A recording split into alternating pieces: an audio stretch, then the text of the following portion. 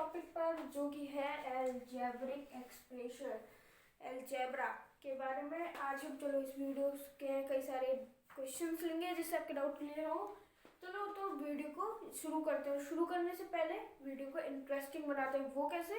कुछ फैक्ट्स को लेकर। तो पहला फैक्ट है कि जो दुनिया की सबसे लंबी मतलब सबसे बड़ी वेल है वो कुल 60 फीट लंबी, 25 टन उसका क्या है weight. 1 ton is equal to 1000 kg, तो वो है 25,000, 25,000 किलो की है वो वेल। अब आप ही सोचो इतना भी वो पानी में तैर पा रही है, वही क्या कम है। और ये 4,000 टी क्या है? टी से मतलब गैस करो, ये ई लगा दिया और गैस कर लो। चलो पूरा ही लिख देता हूँ, है ना अमेजिंग। ये 4,000 टीथ्स है उस वेल में, तो है ना अमेजिंग। कितने सारे टीथ्स हैं। हमारे तो कुल 32 ही होते हैं, वो तो 4-4 हजार रखे बैठी है, क्या करेगी इतने सारों का। तो भैया उनका साइज भी तो बड़ा है। अब और कि जब आप छींकते हो तो आप कभी भी आँख खुली करके छींक नहीं सकते। आप भले कितनी ही कोशिश कर लो लेकिन आप आँख खुली करके छींक ही नहीं सकते। और दूसरा, जब आप छींकते हो तो आपका जो हार्ट होता है वो 1 सेकेंड के लिए स्टॉप हो जाता है। तो है ना अमेजिंग। चलो अब क्वेश्चंस को देखते हैं। तो फ्रेंड्स पहला क्वेश्चन काफ़ी इजी है। इजी से ही करते हैं, हम डिफिकल्ट पर जाएंगे जिससे एक लेवल मतलब बोलते ना एक रिदम बनता रहेगा। तो देखो पहले इस सबको ऐड माइनस सिंपलीफाई करना है। तो देखो पहले 2x², फिर कोई x² की टर्म में है क्या? है 5x², फिर है क्या कोई x², एक और मिल गया। तो ये तीन करो, यहाँ से 2x² प्लस 5x², ये फिर -3x², तो कितना बचा? 2 + 5 7, 7 - 4 4x², तो 4x²। अब इन तीनों को काट दो ना, बाद में कंफ्यूजन होता है। ये तीनों सोल्व कर लिया। देखो y² कितना है? एक ये y² है, एक ये y² है, और कोई है क्या? नहीं है। तो देखो यहाँ 3y² माइनस y² कितना होगा? 2y², तो प्लस 2y²। अब यहाँ पर -5xy, यहाँ पर +6xy, तो -5xy प्लस 6xy कितना होगा? तो -5 + 6 कितना होता है? +1, तो प्लस xy 1 ही होगा ना। 1 × xy, तो xy को 1 से किसी भी नंबर को करो तो xy ही आएगा। तो ये हमारा रिजल्ट आएगा 4x² plus 2y² plus 4y। ये इस क्वेश्चन का आंसर है। सो फ्रेंड्स अगला क्वेश्चन है the product of 3xy and -7x²y(z³), इसको किससे मल्टीप्लाई करना है? 3xy से। ये है, बस ऐसे सॉल्व करना बहुत इजी है। -7, इसमें जो कांस्टेंट है उसको कांस्टेंट से करो, वेरिएबल को एक से करते जाओ। देखो -7 × 3, दोनों कांस्टेंट है। -7 × 3 = -21, फिर x² और यहाँ पे x, x² × x कितना होता है? x³। क्यों? देखो x² कितना होगा? x × x, फिर यहाँ पे एक और x बढ़ा दे तो x³ वो नहीं हो जाएगा। फिर y, यहाँ पे भी y, तो वही y × y, इसको 2y मत लिख देना। y + y 2y होता है, y × y y² होता है, तो यहाँ पर जाएगा y²। अब यहाँ पर z³, यहाँ पर कुछ भी नहीं है तो z³ × यहाँ पर 1 मान लो, कुछ भी मान लो, z³ ही रहेगा। तो ये हमारा इसका क्वेश्चन का सलूशन निकल गया। अगला क्वेश्चन है by how much is a⁴ फलाना धमाका मोर देन ये। इसका मतलब ये जो वैल्यू है ये इससे कितनी ज़्यादा है। इसका मतलब क्वेश्चन में ये साफ हो जाता है कि जो ये वाली वैल्यू है वो इससे बड़ी है। तो हम क्या करते हैं, इसमें से इसको माइनस कर देते हैं तो पता चल जाएगा कितना है। बस इसमें ये है कि हमें अलजेब्रिक एक्सप्रेशंस को सब्ट्रैक्ट, अभी शुरुआती के क्वेश्चंस में हमें ये सिखाना चाह रहा है कि अलजेब्रिक एक्सप्रेशंस को ऐड करना, सब्ट्रैक्ट करना, मल्टीप्लाई करना, डिवाइड करना। तो माइनस, अब यहाँ पे बहुत से लोग क्या करते हैं, माइनस ए की power 4 minus 8a square b square plus b की पावर 4। तो क्या आता है, a की पावर 4 से b की पावर 4 तो कैंसिल हो जाता है। फिर ये आ जाता है minus 12a square b square, ये आ जाता है माइनस 2b स्क्वायर। और ऑप्शन में ऐसा कोई भी ऑप्शन नहीं मिलता, या फिर कई बार मिल जाता है तो ए ऑप्शन, और जो कि हमारा आंसर पूरा गलत हो जाता है। इसका कैसे होगा देखिए, इसमें कैसे फंसाया जाता है ऐसे क्वेश्चंस में। इसमें क्या है, बहुत सारे अलजेब्रिक टर्म्स हैं, तो हम डायरेक्ट ऐसे माइनस नहीं लगा सकते। हमें क्या करना होगा, इस पूरे पे ब्रैकेट भी लगाना होगा। क्यों लगाना होगा, ये पूरी एक टर्म है, वो पूरी एक टर्म है। तो अब जब माइनस करेंगे तो इनके उस वाले ब्रैकेट के देखो आगे माइनस है, तो सारे साइन चेंज हो जाएंगे।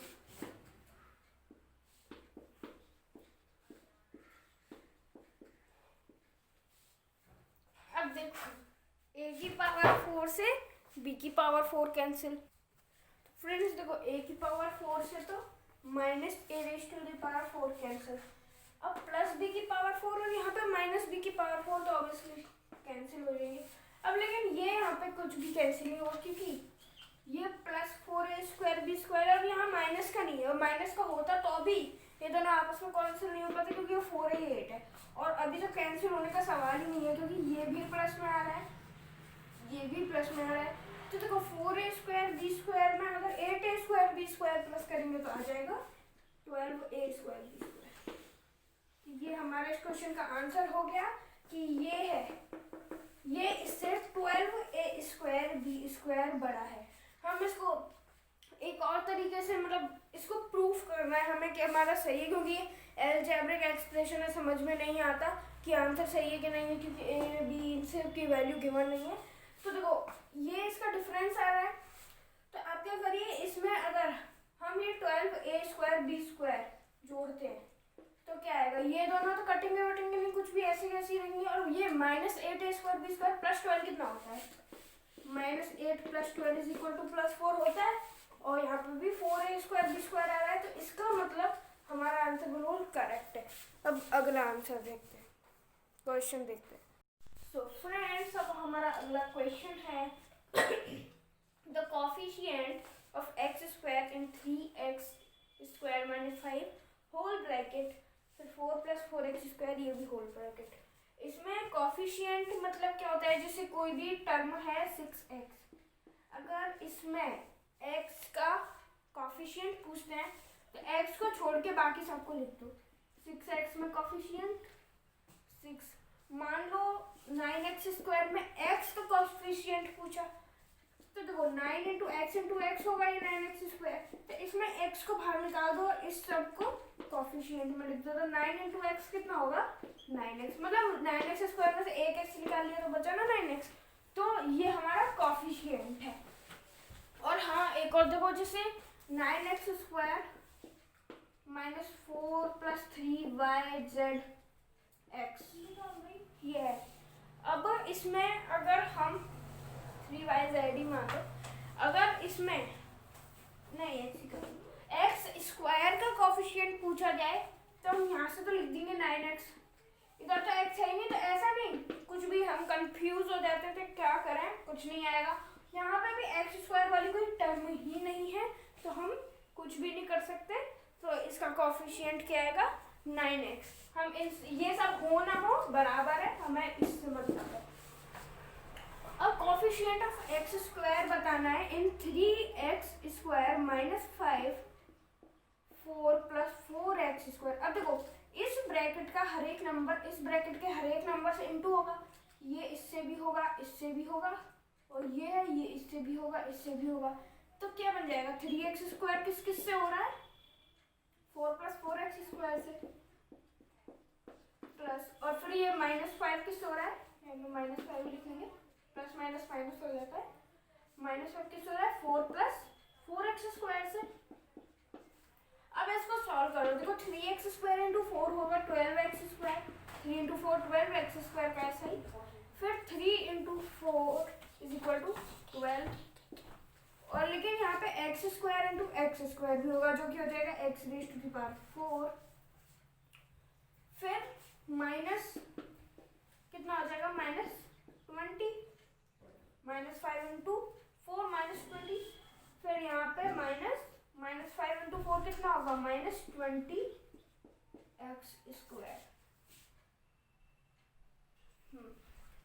अब देखो ये एक क्वेश्चन बन गई। अब यहाँ से 12x² -20x² इन दोनों को सॉल्व कर सकते हैं। तो 12x² -20x² कितना होगा -8x² plus 12 raised to the power 4 12x raised to the power 4 -20। अब इसमें से ये हमारा यहाँ तक अभी तक सॉल्वेंट पे आ गया। अब इसमें से हमें कोफिशिएंट निकालना है x²। तो या तो पहले तो हम फाइंड करेंगे कि इसमें x² वाली टर्म कौन सी है। क्या ये x² वाली टर्म है? नहीं है। क्या ये x² वाली टर्म है? नहीं है। ऑब्वियस है -8x² ये x² आ रहा है, ये टर्म है। तो इसमें -8x² का कोफिशिएंट क्या होगा? तो -8x² में x² का कोफिशिएंट x² को जैसे -8x² को लिख सकते हैं -8 × x × x। इसमें से x² का ही कोफिशिएंट बताना है, तो दोनों x कट गए, बचा 8 - तो -8 इज द करेक्ट आंसर। -8 इस पूरी टर्म का आंसर है, इस पूरी टर्म का कोफिशिएंट है। सो फ्रेंड्स अगला क्वेश्चन है कि the perimeter of a triangle is, ये कोई इंटीजर होगा, इसमें a b c की वैल्यू में गिवन नहीं है, और जैसे कोई ट्रायंगल है, पेरीमीटर क्या होगा सम ऑफ ऑल साइड्स, और की जगह 3 भी लिख सकते हैं। ये 3 साइड हैं जो, इन तीनों का सम पेरीमीटर होगा। तो उसमें इसका पेरीमीटर दे रखा है 12a + 13b - 7c। इसमें दो साइड बता रखी है कि एक साइड है 3a + 7c, याद रखना है इसमें a b c इनकी वैल्यू गिवन नहीं है, और एक और साइड बता रखी है ये, इनको कोई सी भी ले लो, ये वाली ये ले लो, मतलब इतना इसमें थर्ड साइड निकालनी है। तो देखो इन तीनों का सम क्या ये होगा, ऑब्वियस होगा क्योंकि ये प्लस ये लेफ्ट से कोई x साइड है वो इसके बराबर होगी। तो इन दोनों का सम, ये जो है इन दोनों का सम प्लस x = ये होगा, ऑब्वियस होगा। तो इन दोनों का सम कितना होगा 3a + 7c। अब इसको मिटा देते हैं, इससे जगह हो जाएगी 3a + 7c + 4a - 3b + 5c। पहले तो ये दो साइडों का है, दो साइडों का नीचे का हमने x माना है। तो 3a और 4a, देखो पहले लाइक टर्म सॉल्व करो। 3a और 4a 7a, 7c और 5c 12c और 4 और -3b तो अकेला ही है, तो -3b। तो ये इन दोनों का साइड हो गया प्लस x, ये कोई एक टर्म है, इक्वल टू पेरीमीटर क्या है 12a + 13b - 7c। तो x की वैल्यू यहाँ से जो थर्ड साइड है वो निकाल आएगी, x = 12a + 13b।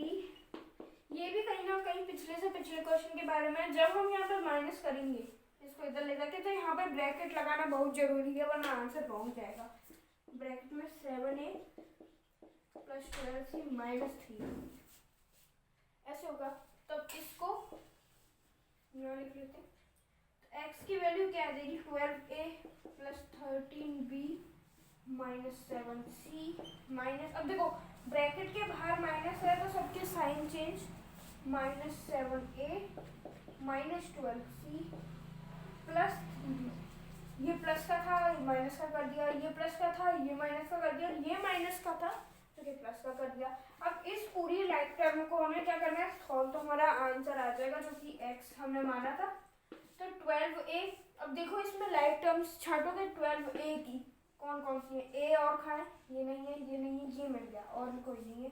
तो 12a -7a = 5a प्लस और फिर ये 13b, ये 3b और 16b, फिर ये -7c -12c, -7 -12 = -19c। ये हमारा आ जाएगा आंसर जो कि है third side of the triangle. अब अगला क्वेश्चन अगले पेज पे। सो फ्रेंड्स, अगला क्वेश्चन है the area of a rectangle is given. जो एक रेक्टेंगल है उसका एरिया गिवन है 8x² - 2x - 15 दे रखा है। उसकी जो लेंथ है वो ब्रेथ की लंबाई से ज़्यादा है, मतलब ये ब्रेथ, ये लेंथ, जो लेंथ है वो ब्रेथ से लंबी है। मान लो ब्रेथ 2 होगी तो लेंथ उससे लंबी होगी, 3 हो सकती है, 4 हो सकती है, लेकिन 2 से बड़ी ही होगी। तो इस केस में ब्रेथ क्या है, देखो एरिया है 8x² - 2x - 15। रेक्टेंगल का एरिया का फॉर्मूला क्या होता है, लेंथ इनटू ब्रेथ। तो मतलब ये दो ही किसी ऐसे चीज होगी जिनको मिलके बना होगा, तो हम क्या इसे दो टुकड़ों में तोड़ते हैं, इसे क्या कर देते हैं, फैक्टराइज कर देते हैं, दो टुकड़े आ जाएंगे इसके। तो उनमें से जो बड़ा होगा वो हमारी लेंथ, इसमें ये खास है कि हम इसका कैच करें कि हमें करना क्या है, हमें इसको फैक्टराइज करना है। देखो तो इसको फैक्टराइज कैसे करेंगे, इन दोनों का सम, जो इन दोनों का इनटू होगा वो इसको जिस पार्ट में तोड़ेंगे उसके इनटू के बराबर होना चाहिए, और जो पार्ट्स में तोड़ेंगे उनको प्लस करने पर ये -2x होनी चाहिए। जैसे अब यहाँ पे 8 है, यहाँ पे 15, तो -15 है, ये माइनस को भी साथ में लेना, -120। इसका मतलब इनको जिस पार्ट में तोड़ेंगे -2 को, वो -120 आना चाहिए उनका सम करने पे। तो वो बनेंगे, एक तो -12x + 10x - 15। कैसे, देखो -12x + 10x करेंगे तो माइनस का 2x तो आएगा, और -12 × 10 करेंगे तो इन दोनों का इंटू -120 भी आएगा। तो मतलब ये ऐसे फैक्टराइज होंगे।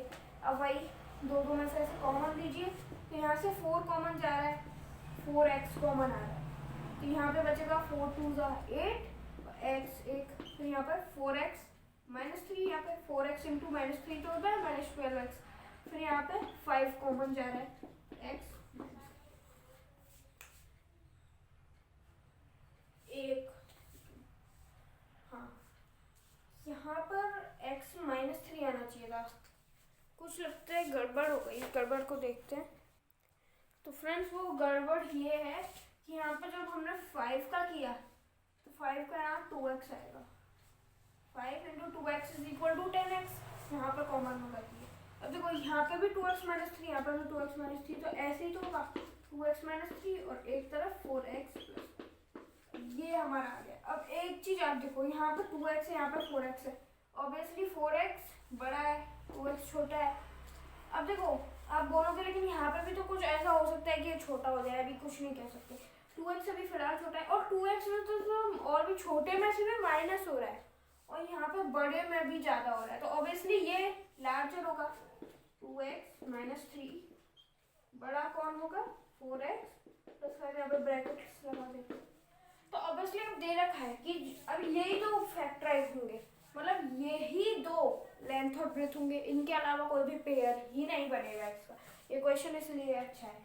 अब देखो ये लेंथ और ये ब्रेथ, क्योंकि क्वेश्चन में इसलिए गिवन था कि जो लेंथ है वो ब्रेथ से लंबी है, क्योंकि रेक्टेंगल ऐसा भी तो हो सकता है जिसमें लेंथ तो छोटी सी ब्रेथ लंबी हो सकती है, लेकिन क्वेश्चन में गिवन दे दिया कि हमें लेंथ बड़ी है, वरना लेंथ ही हो जाती। तो अब लेंथ क्या आएगी, लेंथ = 4x + 5, और यदि क्वेश्चन में हमसे ब्रेथ पूछ लेता तो हम उसका आंसर देते 2x - 3। सो फ्रेंड्स अगला क्वेश्चन है the cost of a notebook. कोई एक नोटबुक है, उसकी कॉस्ट ये 3a square minus 4ab minus 6b square. तो 8a square b square notebooks की कॉस्ट कितनी होगी? तो ये तो सिंपल आप बोलोगे, लेकिन कोई इतना सिंपल सवाल देगा ही क्यों? आपको कोई 2 इंटू 3 क्यों करवाएगा? वो कुछ तो घुमाया। इसमें डायरेक्ट ये into 8a square minus b square नहीं होगा, यहाँ पे पूरे में उसी की तरह ब्रैकेट्स लगेंगे। अगर आप ब्रैकेट नहीं लगाओगे सवाल गलत करोगे। 8a स्क्वायर b स्क्वायर, ये जो है ये इस ब्रैकेट के हर एक इंटीजर से इंटू होगा। पहले इसको करेंगे 3 से, फिर 8a square plus 8a square b square को करेंगे माइनस 4ab से, और फिर 8a स्क्वायर b स्क्वायर को करेंगे माइनस 6b स्क्वायर से। ठीक है, तो देखो 8a स्क्वायर b स्क्वायर को 3a स्क्वायर से किया तो 8 इंटू 3 तो 24। a square into a square is equal to a raise to the power 4। क्यों? a स्क्वायर क्या होता है? a इंटू a, और उसमें भी a स्क्वायर इंटू कर दें तो कितना हो गया? a raise to the power 4 हो गया, नहीं हो गया?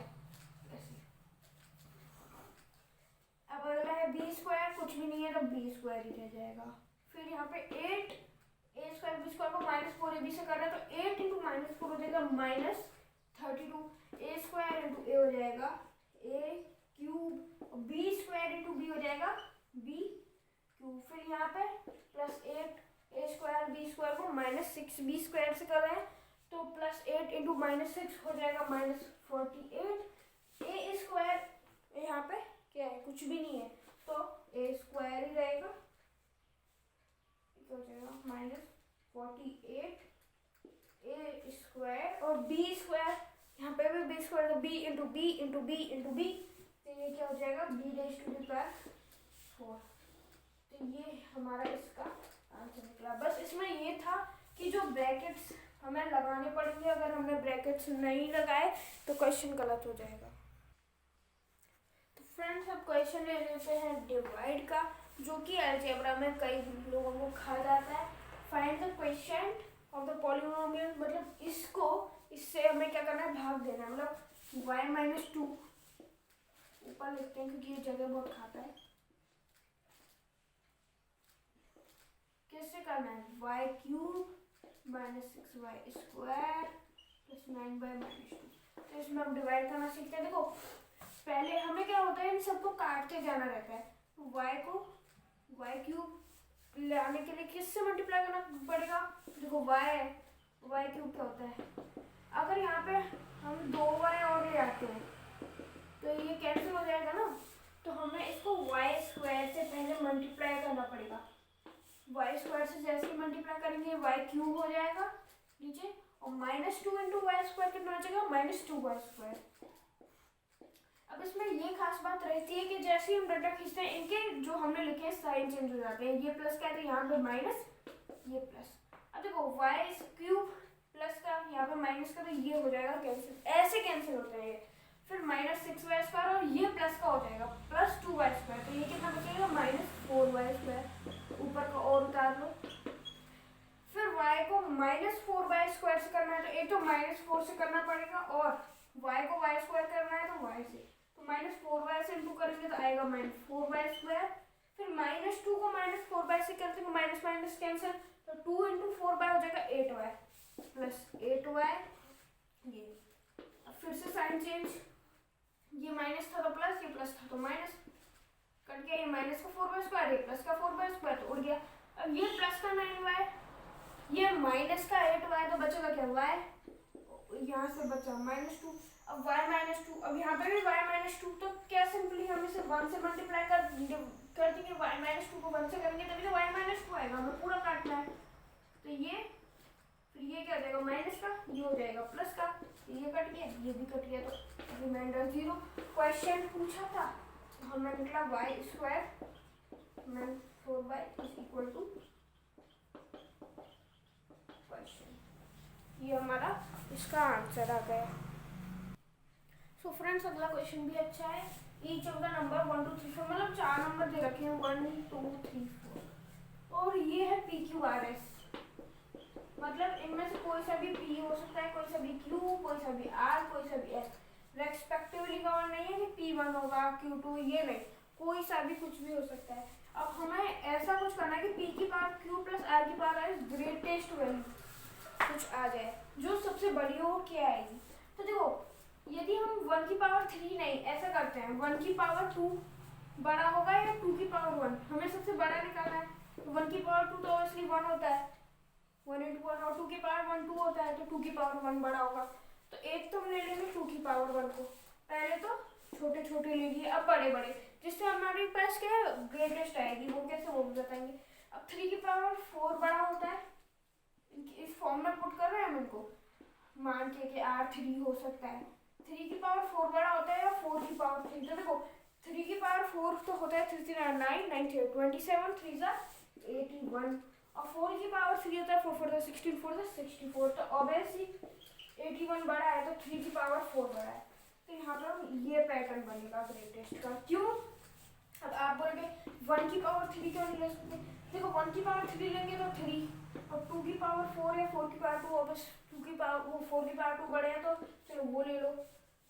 अब देखो, नहीं एक ही बात है, 2 की पावर 4 ले लो, तो देखो ये 1 और ये क्या होगा 2 टू द 4, 2 8 टू द 16 तो 17, और इसको करने पे क्या आ रहा है 2 प्लस 3 की पावर 4 कितना निकाल, 9 27, 3 जा 81 आया ना, ये आ जाए 83, ये आ रहा है 17, छोटा है। तो एक बार तो क्या छोटे छोटे को ले लो, जहाँ तक कम जाएगी, लेकिन एक बार बड़े बड़े को ले लो। आप ऐसे एवरेज जैसे अल्टी पल्टी मारोगे तो उसमें छोटा ही आंसर जाएगा, तो एक बार तो पूरे बड़े बड़े नंबर्स को एक बार लिख लो। हाँ, लेकिन ये चेक करना जरूरी है कि 3 की पावर 4 इन दोनों को लिया है बड़ा है कि 4 की पावर 3। अगर आपने इधर 4 की पावर 3 को लिया तो वो ग्रेटेस्ट पॉसिबल नहीं होगा, वो आ तो जाएगा लेकिन वो ग्रेटेस्ट नहीं होगा। तो इसका आंसर हमारे इस क्वेश्चन का जाएगा 83 इज द ग्रेटेस्ट पॉसिबल। इससे ज्यादा कोई 1 2 3 4 की कुछ भी पावर पॉसिबल ही नहीं है, जिसकी मतलब 1 की पावर, इनमें से कोई किसी को भी किसी की पावर रख दो, कोई पॉसिबल ही नहीं है। सबसे ज्यादा 2 की पावर 1 प्लस 3 की पावर 4 जो कि है 83, वही होगा। तो फ्रेंड्स, आज की इस वीडियो में इतना ही, उम्मीद करूंगा आपका डाउट क्लियर होंगे। तो आज की वीडियो देखने के लिए धन्यवाद, और वीडियो को लाइक करें, शेयर करें अपने दोस्तों के संग, और कमेंट करके बताएं आपको कौन से क्वेश्चन, कौन से चैप्टर में डाउट है, हम उसी पर वीडियो बनाएंगे। तो ये वीडियो देखने के लिए धन्यवाद, और हाँ दोस्तों, चैनल को सब्सक्राइब करना ना भूलें। तो दोस्तों, जय हिंद, वंदे मातरम, मिलते हैं आपको अगले वीडियो में।